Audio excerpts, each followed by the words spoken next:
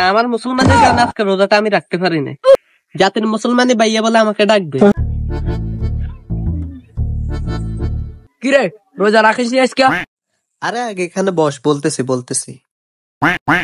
তুই জানিস না? কি জানবো? আরে বেটা, পুরো টিকটক বাসী জানে যে আমার মুসলমানের কারণে আজকে রোজাটা আমি রাখতে পারি না। আর তুই জানিস না বেটা, তোর এই কষ্ট শুধু ছেলেরাই বুঝবে।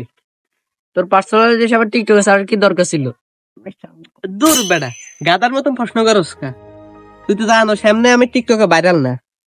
টিকটকে আসি ওই একটু মাঞ্জা মুঞ্জা ডোলানি দিই এটুকে।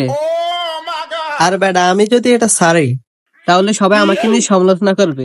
জাতির মুসলমানি ভাইয়া বলে আমাকে ডাকবে, সমালোচনা করে আমার জন্য ভিডিও বানাবে, আমার জন্য হাজার ভিডিও বানাবে। আর এক সুযোগে আমি ভাইরাল হয়ে গেলাম। তুই কদ্দুর বুঝিস না? তোর মাথা তো বুদ্ধি আছে রে, বুঝতে হবে না কে জাতির মুসলমানের ভাইয়া।